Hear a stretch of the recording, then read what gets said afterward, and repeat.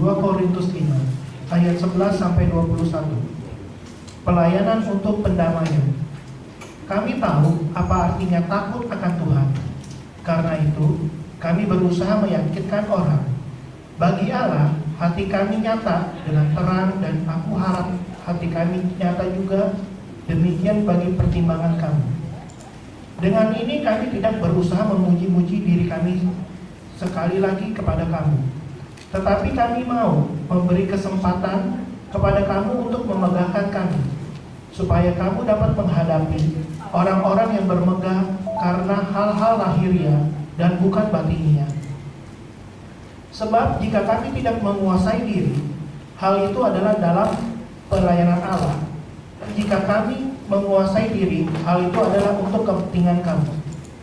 Sebab kasih Kristus yang menguasai kami, karena kami telah mengerti bahwa jika satu orang sudah mati untuk semua orang, maka mereka semua sudah mati. Dan Kristus telah mati untuk semua orang, supaya mereka yang hidup tidak lagi hidup untuk dirinya sendiri, tetapi untuk Dia yang telah mati dan telah dibangkitkan untuk mereka. Sebab itu kami tidak lagi menilai seorang juga pun menurut ukuran manusia. Dan jika kami pernah menilai Kristus menurut ukuran manusia, sekarang kami tidak lagi menilainya demikian.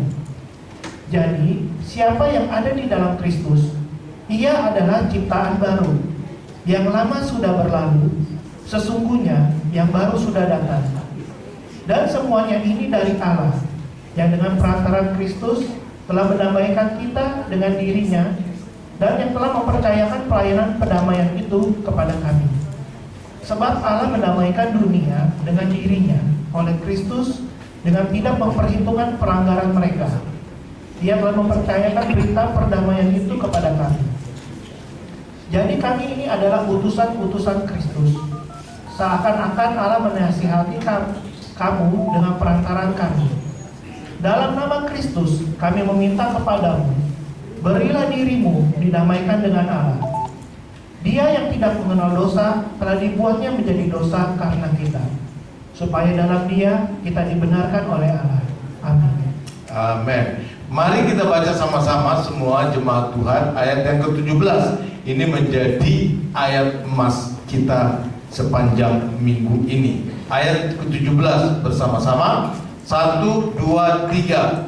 Jadi siapa yang ada di dalam Kristus, ia adalah ciptaan baru. Yang lama sudah berlalu, sesungguhnya yang baru sudah datang. Kita berdoa. Bapa di surga, ayat-ayat ini telah kami baca. Roh Kudus, tolong berikan kami mengerti, hamba sendiri juga Tuhan, supaya hamba bisa mengerti dan hamba sama-sama dengan jemaat Tuhan di tempat ini naik ke level yang lebih tinggi untuk mengerti dan mempertahankan kehidupan yang Tuhan sudah rubahkan dalam kehidupan kami, sehingga dari hari ke hari kami hidup di dalam damai kepada Bapa di surga. Dari hari ke hari manusia batinnya kami dibaharui terus menyongsong sampai kepada kehidupan yang kekal. Terima kasih Tuhan. Dalam nama Yesus kami buka hati kami, menawan pikiran kami kepada pikiran Kristus, supaya kami boleh mengerti pikiran-Mu, dan hati kami pun juga boleh mengerti apa yang Engkau sedang rasakan dan inginkan untuk kami boleh buat. Jadilah kehendak-Mu ya Tuhan di gereja ini, di hidup kami ini Tuhan, seperti apa yang Engkau kehendaki.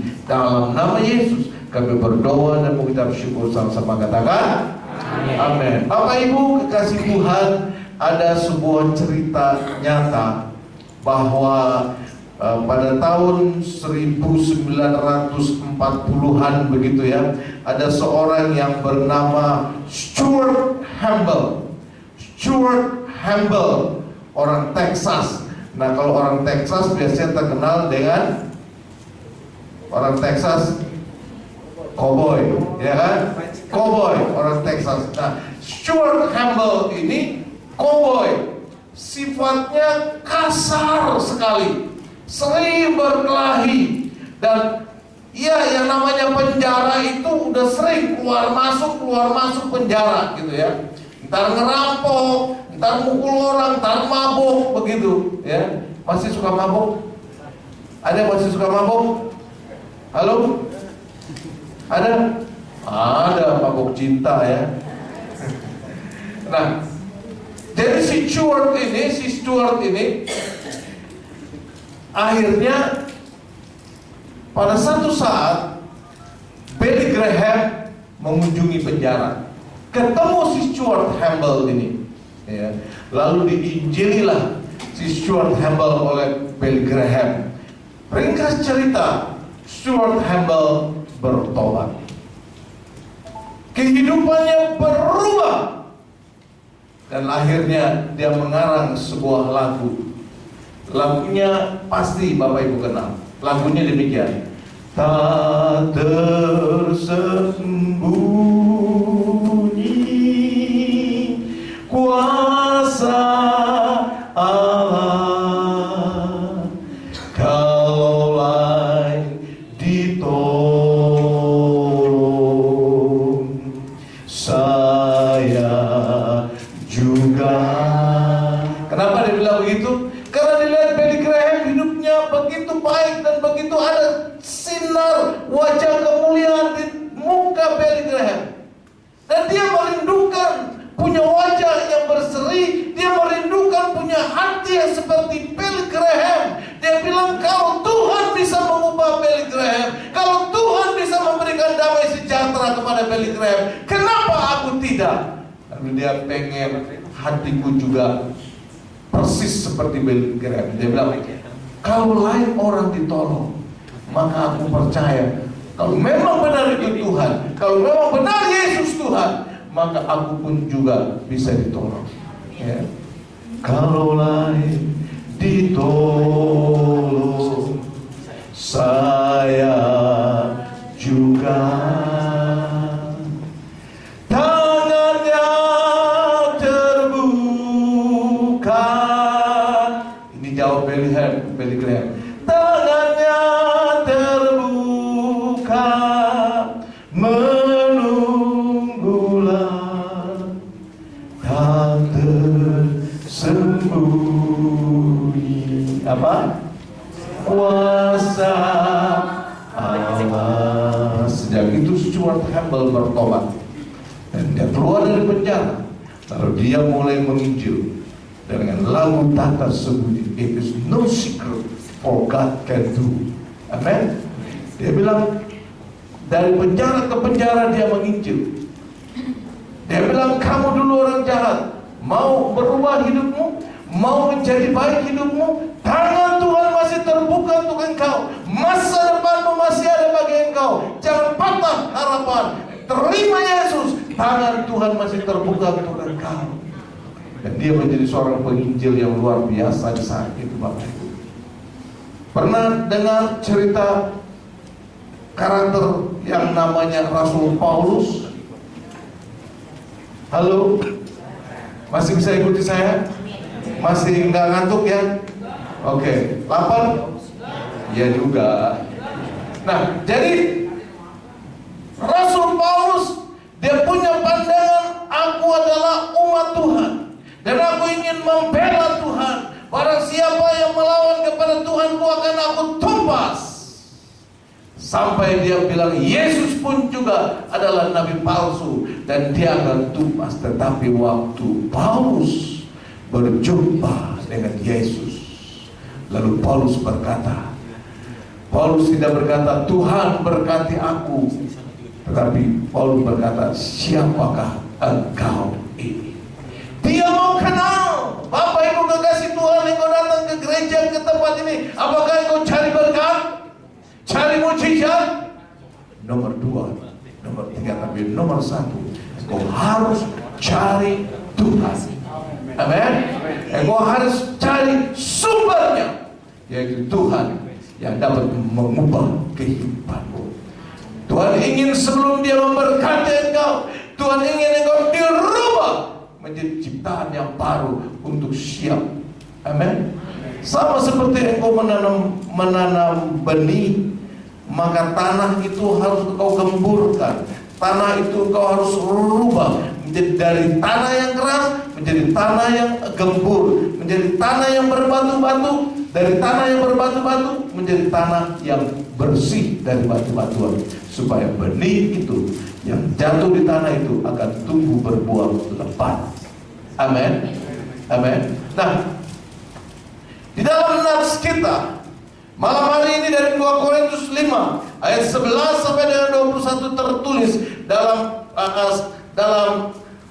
ayat yang kita fokuskan adalah menjadi manusia ciptaan baru, menjadi ciptaan yang baru. Bisa sama-sama katakan menjadi ciptaan yang baru, menjadi ciptaan yang baru. Artinya menjadi ciptaan yang baru di dalam nats ini, di dalam ayat yang ke-17 itu ada 2 arti, Bapak Ibu. Yang satu berarti menjadi ciptaan yang baru, dalam bahasa Yunaninya neos. Bisa bilang neos. Kita nggak lagi belajar Yunani, kita tidak lagi belajar bahasa Yunani ya. Kita cuma sebagai pengetahuan aja. Yang satu artinya neos, yang satu artinya kainos. Bisa bilang neos dan kainos. Nah, bedanya di mana? Neos dan kainos. Begini. Ini anggap aja sesuatu bunga lah ya. Bunga ini, setuju ya? Setuju ini namanya bunga? Ada yang bilang ini monyet? Nggak ada ya, berarti kita waras semuanya. Ini bunga. Bunga ini udah seminggu, 2 minggu didiemin, lalu layu kotor juga ya, kotor ya. Lalu kita bersihin, ya, kita bersihin, lalu bersih lagi kan? Nah, ini namanya neos, ya, ini neos, ya. Tapi kalau kainos ini diambil,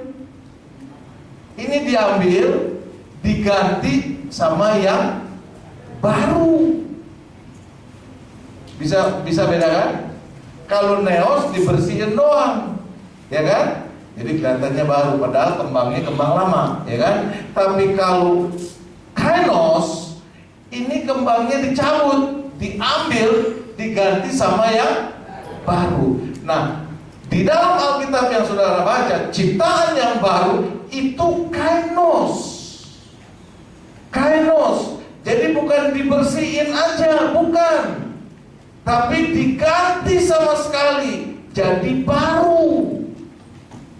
Bukan luarnya aja kelihatan baru, tapi sampai ke dalam-dalamnya dibongkar sama Tuhan, diganti jadi baru. Hatinya yang penuh kotor, yang penuh batu-batuan, dibongkar sama Tuhan, diganti menjadi hati yang baru. Dalam Yesaya 30 dikatakan, kepada orang yang takut kepadaku, kepada orang yang bertobat, aku akan berikan hati yang baru. Bukan hati yang udah dibersihin, tapi hati yang baru. Dan hati yang baru itu adalah hati yang betul-betul murni, mengasihi Tuhan dan hidup takut kepada Tuhan.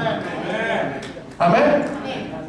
Nah, ini dalam 2 Korintus 5 ayat 17 itu menjadi ciptaan yang baru.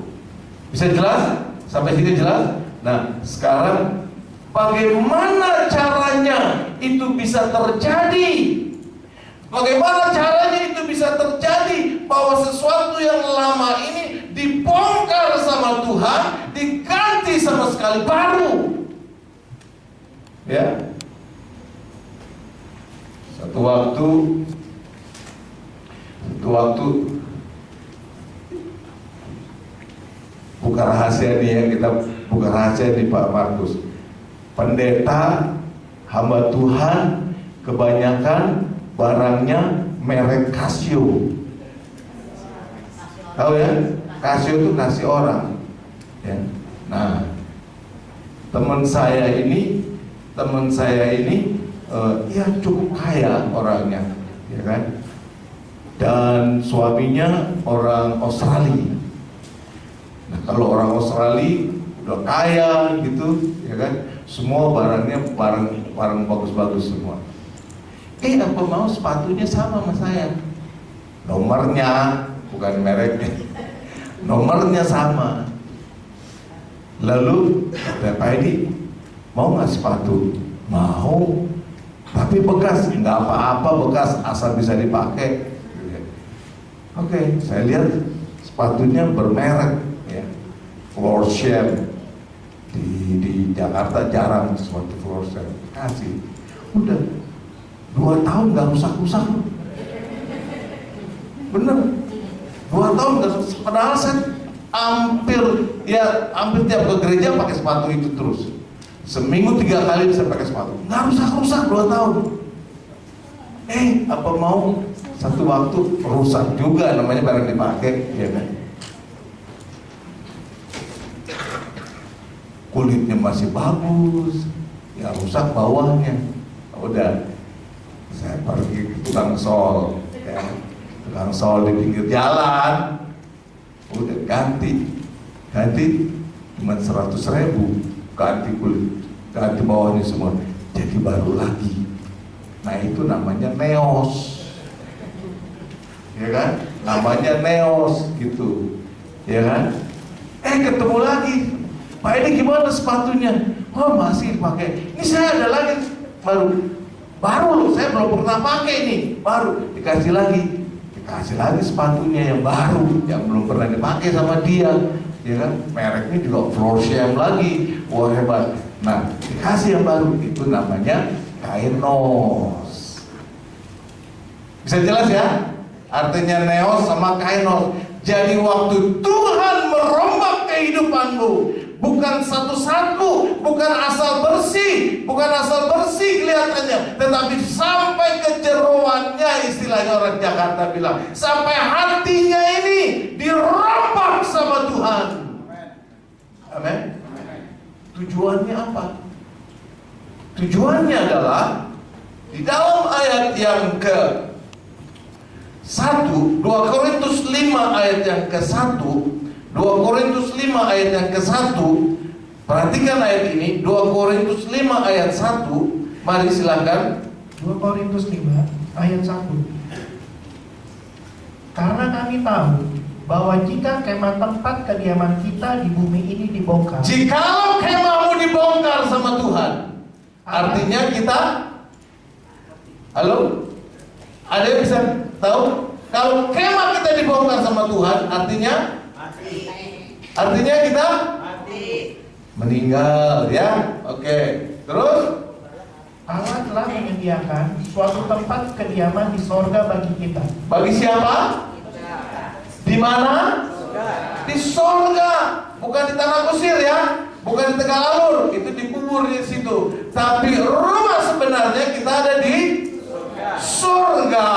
Terus suatu tempat kediaman yang kekal, nggak sementara, kekal, yang tidak dibuat oleh tangan manusia. Jadi kenapa Tuhan inginkan kita menjadi ciptaan yang baru? Supaya Tuhan mempersiapkan kehidupan kita saat kemah kita dibongkar, saat kita dipanggil pulang ke surga, maka kita bisa masuk dalam surga.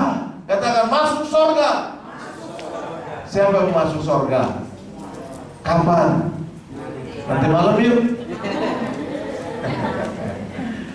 Jadi itulah tujuan Tuhan.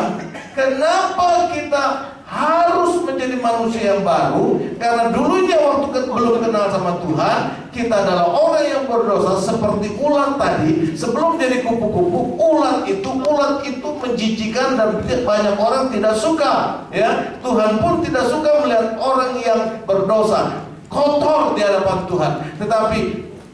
Tetapi manusia itu berharga di mata Tuhan. Nah, supaya manusia ini bisa masuk di dalam surga, maka Tuhan harus bersihkan, harus ganti semua yang baru, onderdilnya istilahnya diganti semua, supaya kita bisa masuk dalam surga. Jadi tahu sekarang tujuannya kita harus menjadi ciptaan baru? Halo? Tahu tujuannya apa? Tujuannya apa? supaya kita bisa masuk surga, diizinkan masuk surga. Coba, kaki yang belepotan dari sawah, saudara izinkan nggak masuk rumah saudara? Enggak kan? Cuci dulu, betul nggak? Cuci dulu biar bersih, baru masuk. Betul? Jelas ya? Jadi tujuan Tuhan untuk mengubah kita menjadi ciptaan yang baru supaya kita bisa masuk surga, diizinkan masuk surga. Betul? Bisa tangkap ini ya? Jelas? Masih bisa ikuti? Halo? Amin? Amin. Ya, jangan tidur ya Bapak Ibu. Nah, sekarang gimana itu bisa terjadi? Gimana caranya bisa terjadi dalam kehidupan kita? Kita menjadi ciptaan yang baru. Yang nomor satu, gimana kita bisa jadi? Yang nomor satu adalah kita harus diadakan penebusan terlebih dahulu. Redemption, ditebus, kita harus ditebus dulu. Kita harus dimerdekakan, dibersihkan dulu dari kotoran-kotoran dosa kita. Amin. Nah, inilah yang namanya hidup di dalam Kristus. Lihat ayat ini. Jadi siapa yang ada di dalam Kristus. Ayat ini berkata hidup di dalam Kristus. Jadi gimana caranya kita bisa menjadi ciptaan yang baru? Kita harus masuk di dalam kehidupan Kristus. Kita harus ada di dalam Kristus. Amin. Nah, untuk bisa ada di dalam Kristus, tentu saja kita harus mengakui Yesus Kristus sebagai Tuhan dan Juru Selamat kita. Amin. Sudahkah Bapak Ibu menerima Yesus sebagai Tuhan dan Juru Selamat sungguh-sungguh dalam kehidupanmu? Amin. Atau lagi diberkati, ya aku percaya, aku senang-senang, tapi begitu doaku tidak dijawab-jawab, Tuhan ini lambat, Tuhan ini gimana sih, orang udah habis-habisan, Tuhan gak jawab doanya. Begitu? Jangan ya. Tetapi mari kita tetap harus ada di dalam Kristus Yesus. Nah, Bapak Ibu kekasih Tuhan, lalu yang kedua, waktu kita ada di dalam Kristus Yesus, apa yang kita kerjakan? Apa yang kita kerjakan setelah kita ada di dalam Kristus Yesus, Bapak Ibu? Yang kedua adalah kita harus beriman kepada Kristus Yesus. Amin. Jadi kalau engkau mau menjadi ciptaan yang baru, engkau mau dijadikan ciptaan yang baru, engkau mau dijadikan manusia yang baru oleh Tuhan, engkau harus ada masuk di dalam Kristus Yesus. Ya kan? Firman Allah bilang, barang siapa ada di dalam aku di dalam kamu, ya, minta apa saja maka aku berikan. Artinya ada pendamaian, ada penebusan. Nah, setelah kita ada di dalam Kristus Yesus, apa yang harus kita lakukan? Kita beriman kepada Dia. Apa arti iman, Bapak Ibu?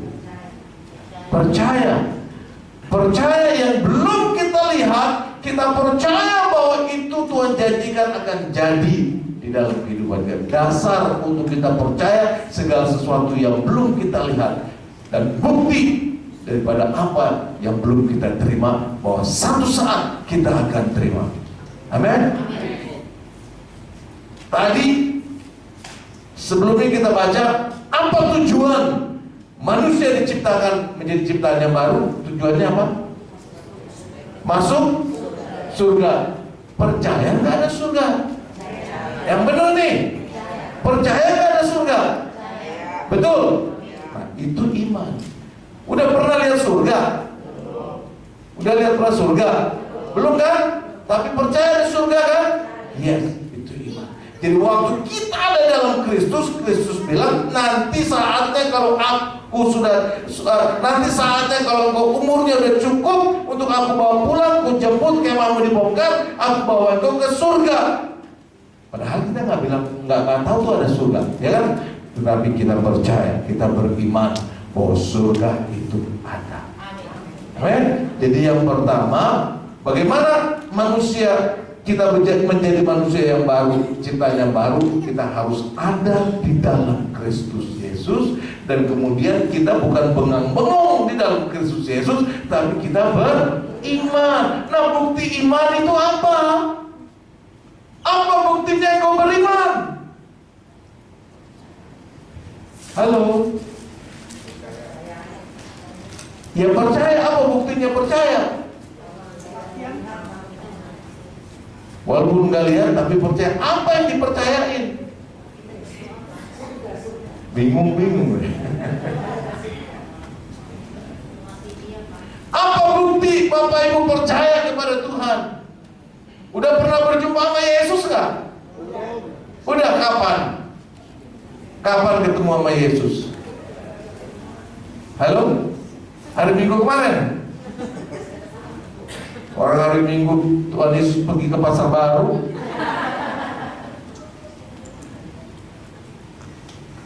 Bukti kita percaya kepada Tuhan. Tuhan bilang, aku adalah jalan kebenaran dan hidup. Maka kita setiap hari mau baca firman Tuhan, mau baca suratnya Tuhan Yesus. Kita mau berdoa kepada Tuhan. Ada amin? Amin. Waktu kita ada kebutuhan kita datang kepada Tuhan. Tuhan, saya punya kebutuhan ya Tuhan. Aku percaya hanya Engkau Tuhan yang bisa meluruskan jalanku. Aku percaya hanya Engkau yang bisa menyembuhkan penyakitku. Hanya Engkau ya Tuhan yang bisa membuka jalan usaha bisnisku menjadi lurus dan baik. Itu bukti kita percaya. Amin. Engkau hadir di tempat ini adalah bukti engkau percaya kepada Tuhan, bahwa engkau berjumpa dengan Tuhan Yesus di tempat ini. Halo, amin. Tuhan hadir, amin. Siapa percaya Tuhan hadir malam hari ini? Amin, amin. Ibrani 11 ayat 6 berkata, barang siapa datang kepada Tuhan, barang siapa beribadah kepada Tuhan, barang siapa berdoa kepada Tuhan, maka kalau engkau ingin menerima upahnya dari Tuhan, engkau harus tidur dalam gereja. Ayah benar? Enggak ya? Jadi harus apa? Harus percaya bahwa Yesus hadir bersama dengan engkau. Amin. Amin. Kalau seandainya kata nih, ya, Bapak Ahok ada di tempat ini, berani nggak kau tidur? Halo? Berani nggak? Berani? Waktu Ahok berbicara di tempat ini, lalu ibu dengarnya, kapan dia berhenti? Berani nggak? Berani? Iya, asal mau disuruh keluar sih boleh aja. Kita bisa menghormati dia, betul? Apalagi Yesus. Pak Jokowi kenal nggak sama kamu? Nggak kenal ya? Tapi kamu kenal sama Pak Jokowi kan? Tapi Pak Jokowi nggak kenal kamu kan? Iya kan? Yesus kenal engkau, dan engkau kenal Yesus. Amin. Amin. Engkau kenal Pak Jokowi, tapi Jokowi nggak kenal sama engkau, tapi Yesus kenal pribadimu. Halo, amin. Pak Jokowi, Yesus kenal engkau. Amin. Dan siapa Yesus? Yesus adalah Tuhan. Dia adalah juru selamatmu. Amin. Berani kita kurang ajar sama dia? Coba-coba aja. Ya. Ibrani 11 ayat 6 tadi katakan, jikalau engkau beribadah kepada Tuhan, jikalau engkau berdoa kepada Tuhan, jikalau engkau datang kepada Tuhan, maka engkau harus percaya Dia hadir di depanmu. Maka dengan demikian Dia akan memberikan upah kepadamu waktu engkau mengasihi Dia. Katakan amin.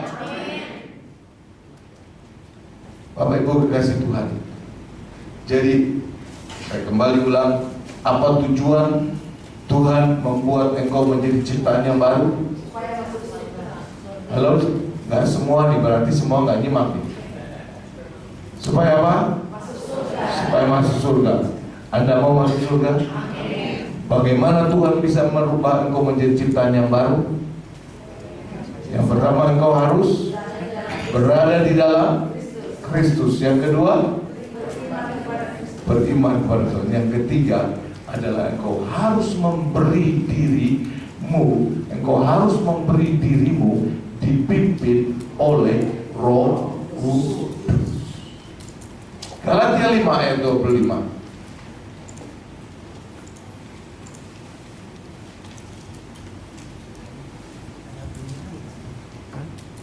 Galatia 5 ayat 25.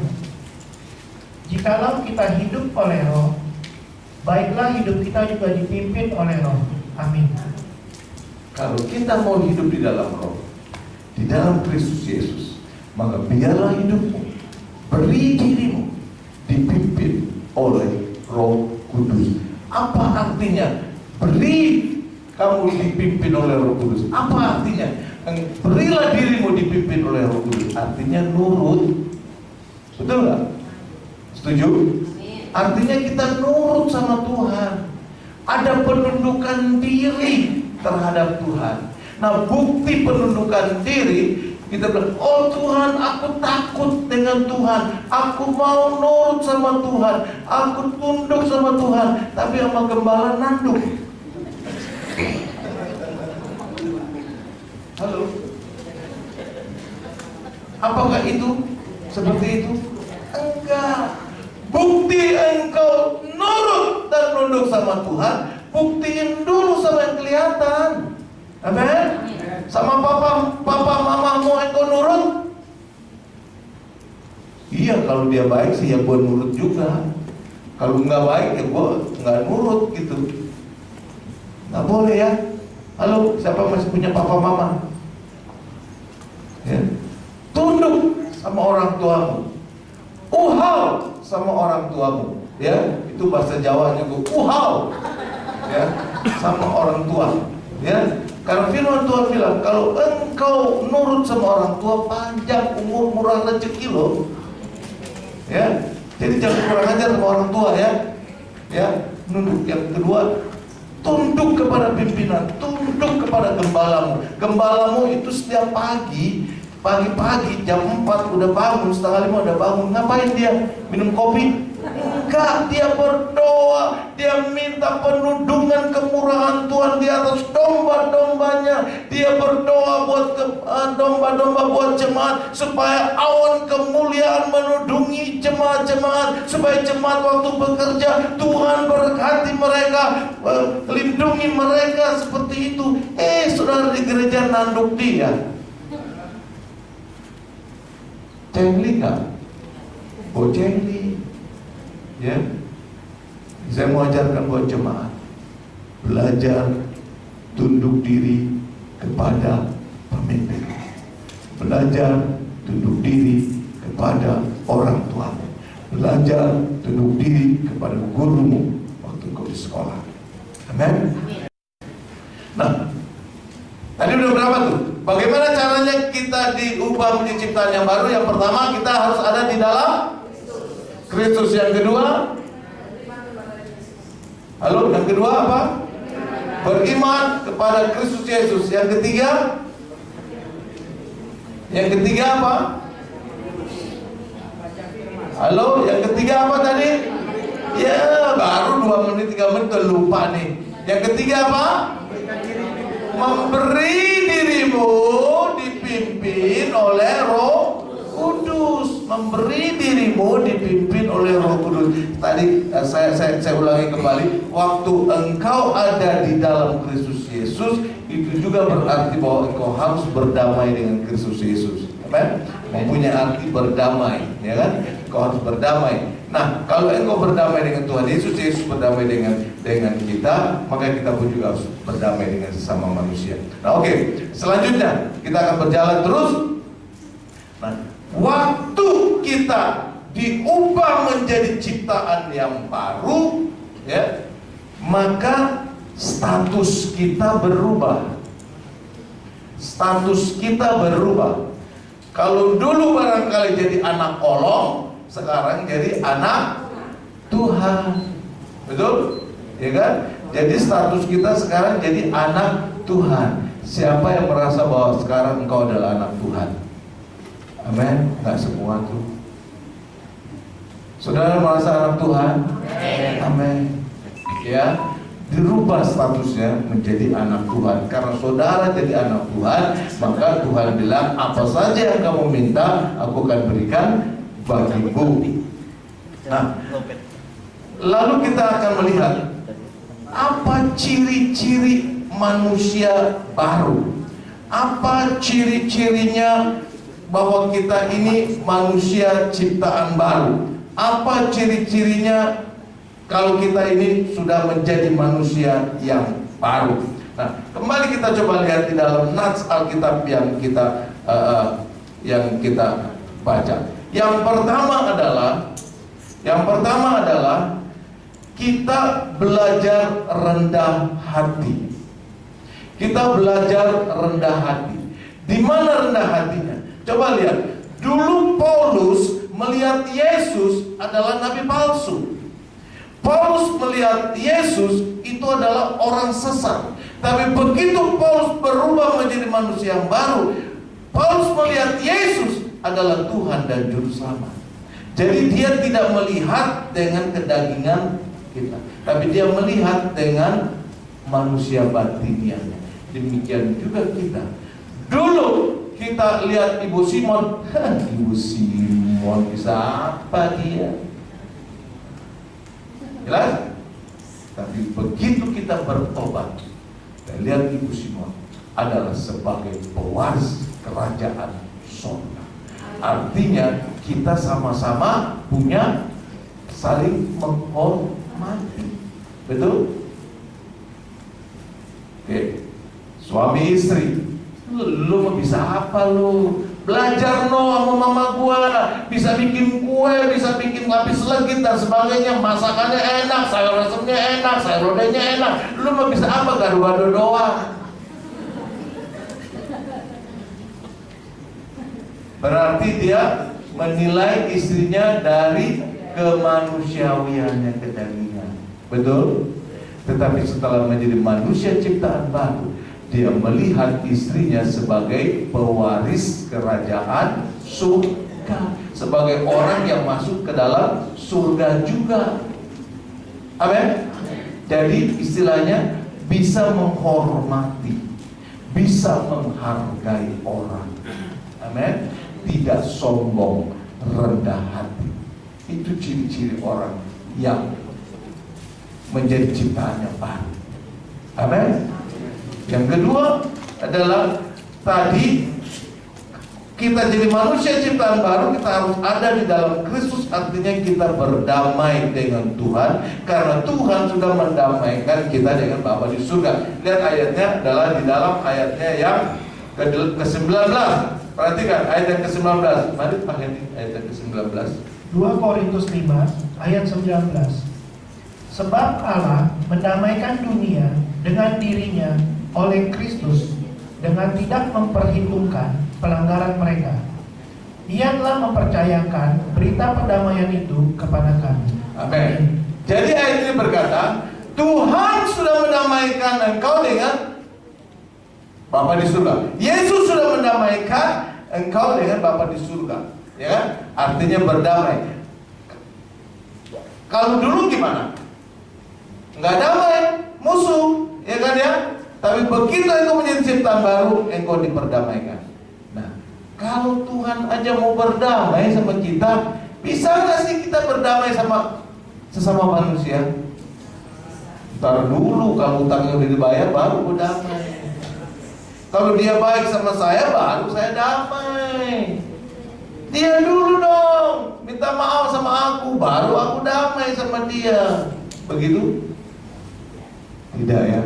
Manusia yang ciptaan baru berani melepaskan pengampunan. Ya, dia nggak mau terima, itu urusan dia.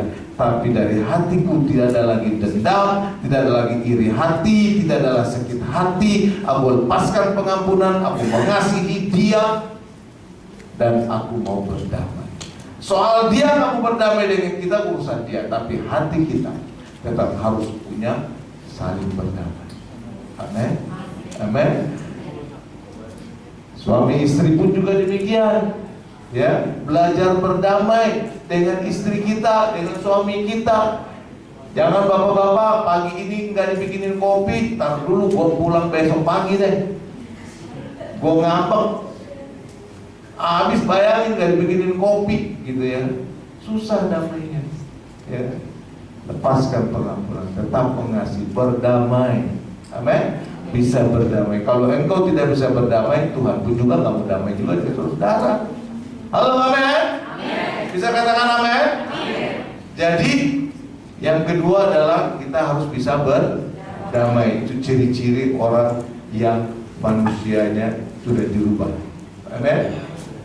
Nah, Bapak Ibu kekasih Tuhan, lalu yang ketiga, ciri yang ketiga, banyak sih ya, tapi saya nggak ambil semuanya. Ciri yang ketiga adalah kita menjadi utusan-utusan Tuhan. Kita menjadi utusan-utusan Kristus. Ayat 20. Ayat 20 perhatikan Bapak Ibu. 2 Korintus 5 ayat 20. Jadi kami adalah utusan-utusan Kristus, seakan-akan Allah menasihati kamu dengan perantaraan kami. Dalam nama Kristus kami meminta kepadamu, berilah dirimu didamaikan dengan Allah. Amin. Kembali di sini didamaikan, tapi yang saya mau tekankan di sini adalah jadilah utusan-utusan Kristus. Artinya utusan-utusan Kristus, kita mewakili Kristus, memberitakan kepada lain orang, hai Bapak Ibu kekasih Tuhan, hai suamiku yang kucintai, hai istriku yang kucintai, bahwa Yesus Kristus adalah Tuhan dan Juru Selamat kita. Amin.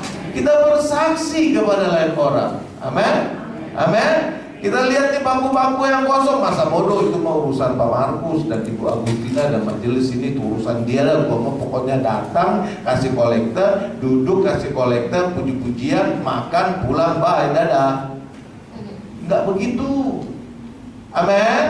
Halo, amin. Dia masuk sini, keluar sini, ya nggak apa-apa lah, asal nyangkut di sini. Keluar masuk sini, keluar sini nggak apa-apa, masih ada yang nyangkut di sini. Asal jangan masuk sini, keluar lagi dari sini, nggak ada yang nyangkut tuh. Ya kan?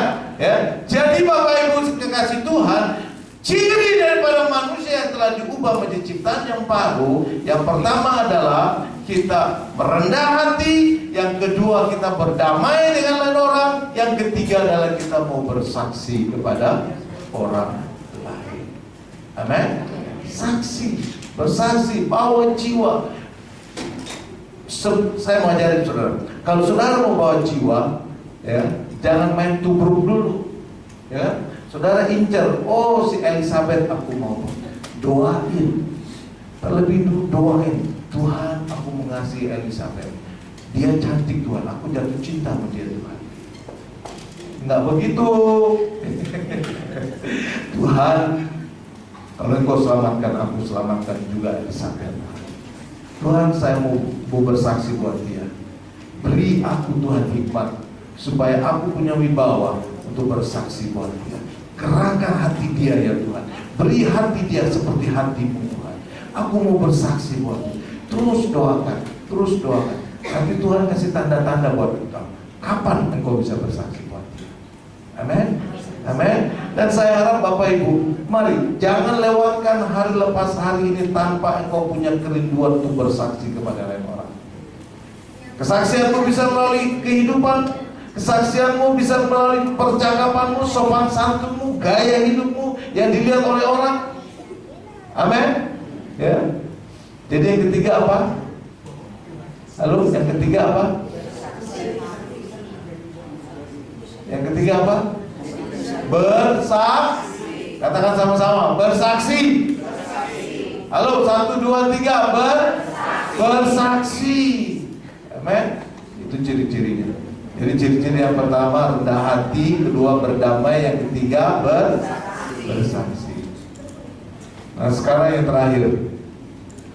Yang terakhir adalah apa dampak, apa efeknya, apa faedahnya kita ini menjadi ciptaan yang baru.